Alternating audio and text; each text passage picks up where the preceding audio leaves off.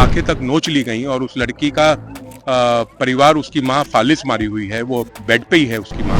जब योगी डरता है, जब योगी डरता है। उत्तर प्रदेश में सुशासन का दौर चल रहा है।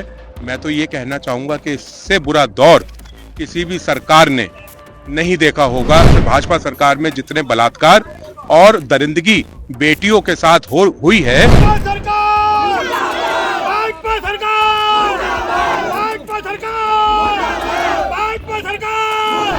समाजवादी के गुंडे अगर शामिल थे तो मैं इसको प्रयागराज से जोड़ करके बोल देता हूँ। इस योगी सरकार ने, जो मेले के मुखिया भी हैं, उन्होंने जब संत समाज से ही इस बात को छुपाया तो उनको इस पद पे रहने का कोई अधिकार नहीं।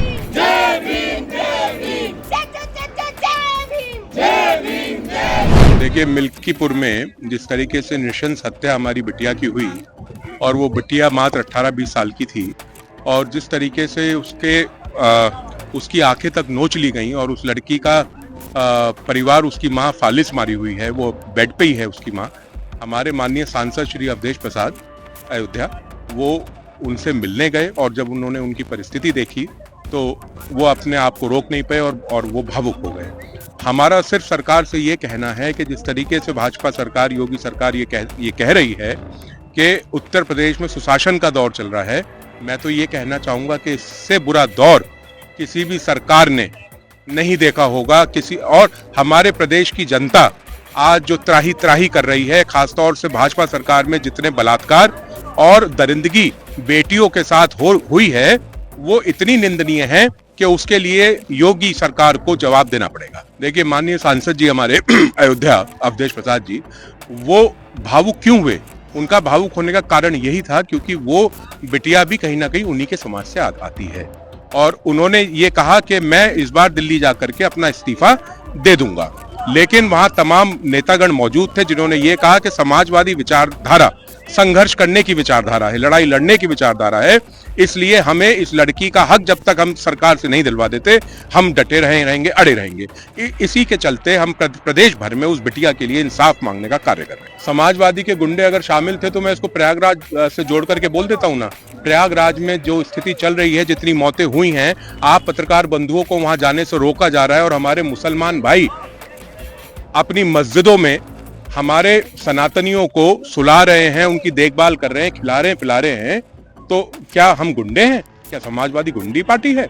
ये सबसे ज्यादा भ्रष्ट पार्टी है भारतीय जनता पार्टी, निकम्मी पार्टी, बड़े गुंडों की पार्टी। हाँ, सबसे ज्यादा अगर आप देखेंगे, इतिहास उठाएंगे, सबसे ज्यादा बलात्कारी हो चाहे क्रिमिनल माइंडेड लोग हो, सबसे ज्यादा टिकट भारतीय जनता पार्टी के लोगों को मिलता है और वो जीतते हैं। देखिए, हमारे परम पूज्य शंकराचार्य जी ने जो वक्तव्य दिया, वो इस पूरे प्रदेश और देश की जनता और पूरे दुनिया की जनता को सुनना चाहिए, क्योंकि 2012 में जब महाकुंभ का आयोजन किया गया था, उस समय हमारी सरकार थी और माननीय आजम खान साहब मेले के इंचार्ज थे।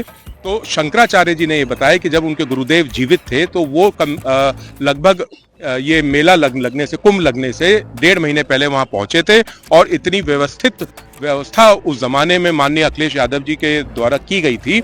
और अभी उनका ये कहना है कि तुरंत योगी को बर्खास्त कर देना चाहिए। उनकी शब्दावली को मैं दोहरा रहा हूं। उन्होंने कहा है शंकराचार्य जी ने कि ये धोखेबाज है, ये निकम्मा है, इसको उठा करके मोदी जी और अमित शाह जी को तुरंत बदल करके, क्योंकि अब अभी कुंभ चलेगा और घटनाएं होंगी और हम संत हैं, हमें अगर झूठी सूचना दी जा रही है, क्या जो भगदड़ मची, जो मौतें हुई, उनका कहना था कि हम एक रात का उपवास नहीं रख सकते थे क्या? हम उपवास रखते, उन पुण्य आत्माओं के लिए हम उपवास रखते, शांति पाठ करते।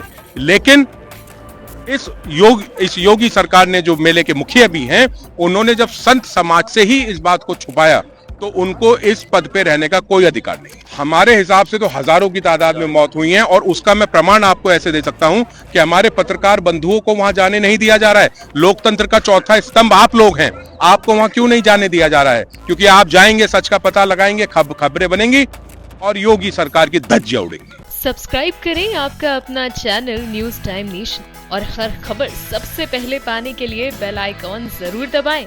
और हाँ, खबरें पसंद आ जाएं तो लाइक और शेयर करना ना भूलें।